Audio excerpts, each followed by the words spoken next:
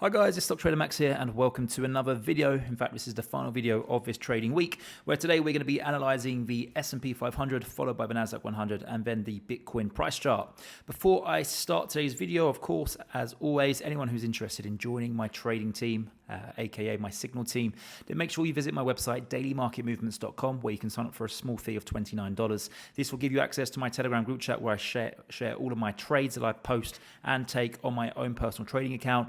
And of course, this gives you access to the Investors Lounge. I just uploaded the most recent video. If I just reload this page quickly, I just uploaded my most recent video, the 1st of November, there it is, where I go into depth about the current positions that we have open over on my Telegram group chat. And of course, you gain access to the educational hub. This will allow you to learn the indicators that I use on a day-to-day basis when analyzing charts.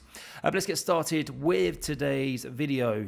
Economic calendar, we just had the non-farm payrolls figure. We had 12,000 jobs created in the month of October versus 106,000 expected. Now, this number was expected to be weak due to the fact we had several hurricanes and strikes. But what's most important of all is that we saw the unemployment rate stay the same, and I think that speaks for itself. You know, the reason we had 12,000 is definitely because of those strikes and hurricanes. So I wouldn't really be too worried here, but we have seen the 10-year yield start to decline rather rapidly, and this is now actually giving equities and Bitcoin a boost. So let's jump over to the S&P 500 chart. You know, I did say during yesterday's trading session when we were trading around 5,800 that the 50-day EMA would be a good area to go and test for support. And that's exactly what happened during yesterday's trading session. We were down 1.83%. We tested the 50-day EMA spot on, and we are now finding support. Obviously, the session's still early. We still have another 45 minutes until the US market's open. So there's still a very long way to go. But let's see whether this 50-day EMA can hold support. I think it can personally, just simply due to the fact we are in a we are about 2 months away from the end of a tax year. Markets are trading just shy of all-time highs. There's not many people out there who are going to be wanting to close their positions at these high prices and pay taxes in 5 months' time come April. So I think that we've got a very good chance of us bouncing here. I continue to tell you guys that 6,000 is my end of the year target. I think this is a price that we achieve before end of year. We may just have to wait until post-US election. Then just hopping over to the Nasdaq 100, very similar story to the S&P 500. We fell, we hit the 50-day EMA, and now we're bouncing this morning. Obviously, it's a bit more complicated with the Nasdaq 100 because we had Apple and Amazon report earnings last night. Amazon's currently up 7%, Apple's down 2%. Obviously, due to the weightage, they're probably just kind of ruling each other out, as Apple is the largest stock in the world and also the largest stock in terms of weightage within the Nasdaq 100 and the S&P 500.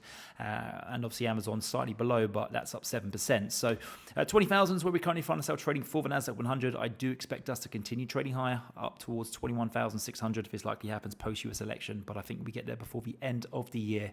And then finally, guys, the most interesting chart of the day is the Bitcoin price chart. Bitcoin within $200 of hitting its all-time high that we achieved back on the 14th of March, and we kind of fell lower, and everyone's panicking on X, for example. Everyone's saying, oh my god, the top's in, we're going to go down to low 60s.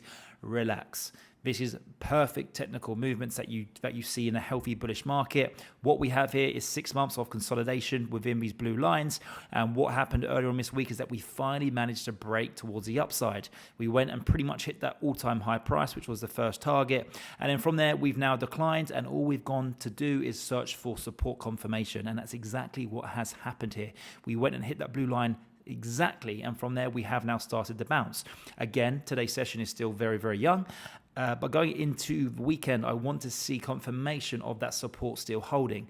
I think personally, if I had to choose, where do we go next? We break back in within this consolidation phase, or do we go up towards a new high, a new all-time high? I'm probably 70-30 towards a new all-time high. I think that we can go to 75, 76,000 over the weekend, maybe going into early next week.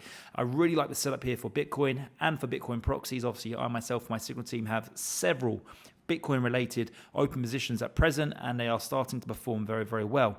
So that's going to wrap it up for today's video, guys. Don't forget, if you'd like to join my trading signal group and participate in those Bitcoin and Bitcoin proxy trades that we currently have open over on Telegram, then make sure you visit my website, dailymarketmovements.com, for a very small fee of $29. That will give you access to everything that I have to offer on my website, and you can copy my trades, and you'll likely make back the sign-up fee and more. But that's going to wrap it up for today's video. Thank you very much. Have a lovely weekend, and I'll see you on Monday ahead of the US election.